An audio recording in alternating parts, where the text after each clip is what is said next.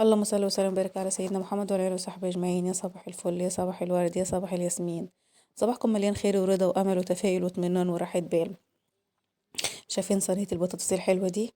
تعالوا نعملها مع بعض بطريقه جميله وسهله، ومفيش اسهل من كده كمان وسريعه واسهل واسرع من كده ما تلاقيش. تعالوا نعملها مع بعض بطريقه سهله وبسيطه. يلا بينا. طبعا كلنا في اخر ايام شعبان محتارين نعمل اكل ايه، عاينين كل الوصفات وكل الحاجات الحلوه كلها لرمضان. فكلنا محتارين نعمل ايه، انتوا كمان محتارين زيي ولا انا المحتارة لوحدي؟ تعالوا نعمل مع بعض صينية البطاطس، وحاجة تسلك اليومين دول، كلنا بنسلك اليومين دول بحيث ان احنا نعمل كل الوصفات الحلوة في رمضان. حطيت الصينية على البوتاجاز وحطيت فيها حتة زبدة وشوية زيت ومعلقة توم، يعني 3 4 فصوص توم كده. اديتهم تشويحة ونزلت عليهم كده بالفراخ بتاعتي. هديهم هما كمان تشويحة، وانزل عليهم بقى بقية الحاجات اللي انا هحطها لصينية البطاطس. التوابل والبطاطس والطماطم، كله الطماطم بتاعتي. انا لقيتها ما عنديش طماطم مسبكه، فسبكت شويه كده على جنب وفرمتهم في الخلاط. هحط بقى التوابل بتاعتي اللي هي انا حطيت روزماري وعود قرفه وفصين حبهان، واللهم صل وسلم وبارك على سيدنا محمد. وبقى التوابل الناعمة اللي هي ايه، فلفل اسود وكمون وملح وكزبرة وشوية بابريكا علشان تديني لون وطعم كده.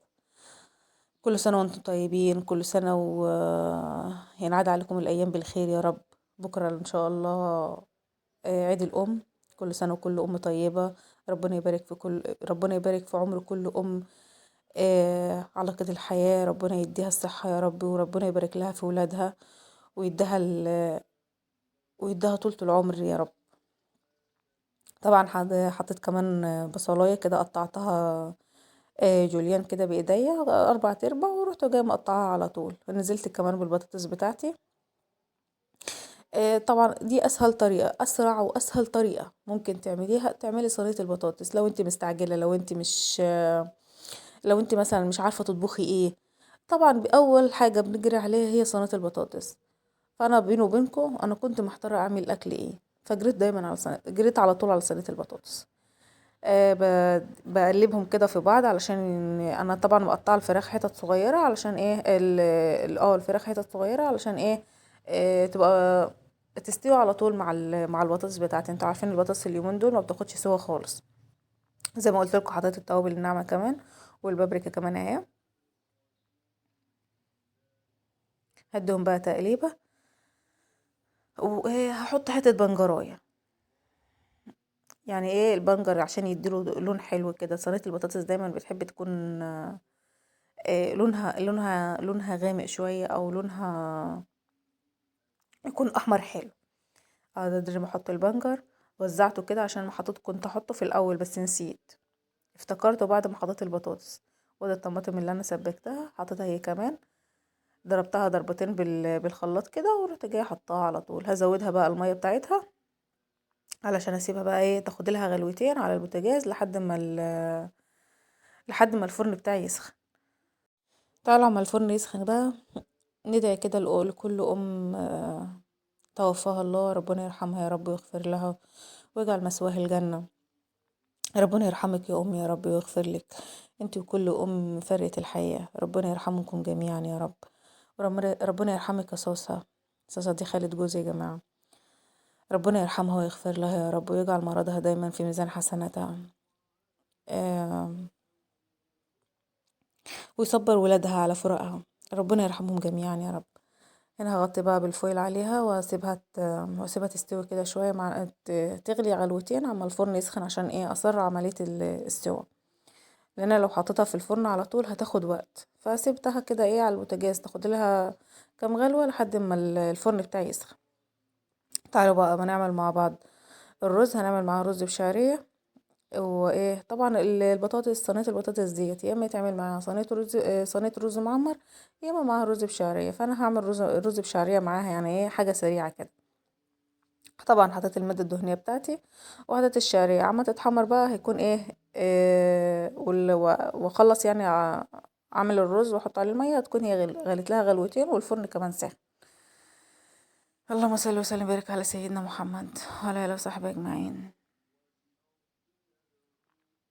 هي ابتدت تغلي معايا، هوريها لكم هي كمان في الفرن. قشر البرتقال اللي انا كنت عاملاه عصير، كل ما بولع الفرن بروح جايه ايه، كل ما بولع الفرن اعمل فيه حاجه بروح جايه مطلعه الحاجه واطفي الفرن وادخل فيه القشر. انا النهارده هعمله برضه، هشوفه انا بحطه بعد ما خلصت البطاطس في الفرن.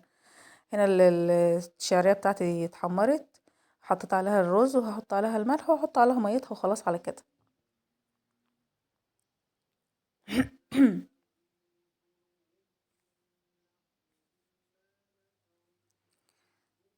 نظبط الملح بتاعها. طبعا هنسيبها تطشطش مع نفسها شوية عما الرز بتاعي يتغلف بالمادة الدهنية اللي انا حطيتها. هنا كنت نسيت احط قرن فلفل، فحطيته دلوقتي. مفيش مشكلة ان انت لما تنسي حاجة وتنسي تحطيها وتكوني لسه في نص التسوية كده بتحطيها. انا حطيت كده قرنين فلفل، واحد احمر واحد اخضر، الاتنين حراقين. عايزة تحطي بارد حطي. نزلتهم كده في الصوص بتاع المكرونة، الصوص بتاع البطاطس عشان يديها الايه، تاخد الطعم منه كده. بس كانت اجمل صينية بطاطس دقتها في حياتي، طعمها تحفة تحفة تحفة. هنا حطيت المية بتاعت الرز عشان ايه، يستوي الاتنين يطلعوا مع بعض من الفرن، دي يستوي وده يستوي، بحيث ان احنا ايه ناكل الاكل سخن على طول. جيت احط الصينية في الفرن فكنت بدور على غطا الحلة، معرفش كان راح مني فين. تعالوا بقى نحط الصينية بتاعتنا في الفرن. يا سلام يا سلام، شكلها وهي في الفرن مغري على فكرة. شايفين وهي في الفرن يعني كده كانت استوت. هطفي من تحت بقى واولع الشواية تاخد لها اللون بتاعها. هو طبعا الشواية كمان شغالة، انا عندي الفرن فوق وتحت شغالين. بس كانت استوت وانا مش محتاجة ان انا ايه، ان انا اسويها اكتر من كده. كنت بس محتاجة ان هي تاخد لون. هي كده صينية البطاطس خلصت، طلعتها. واحط كمان قشر البرتقال زي ما قلت لكم. تعالوا بقى ايه نغرف مع بعض الاكل بتاعنا. يا سلام يا سلام على صينية البطاطس وجمالها. طبعا شلت برضو التوابل الصحيحة اللي انا حطيتها، ورق اللوري والحبهان والقرفة، علشان ما تجيش في بقنا واحنا بناكل. وكمان الرز بشعرية، شايفين جماله. اجمل واسرع صينية بطاطس ممكن تدوقها في حياتك، طعم وريحة ولون تحفة. هنا الفيديو بتاعنا خلص. يا رب الفيديو يكون عجبكم. لايك وشير وسبسكرايب لمطبخ سمسم، واشوفكم في فيديو جديد. يا سلام على صينية البطاطس وعلى ريحتها وعلى طعمها. يلا اشوفكم في فيديو جديد. باي.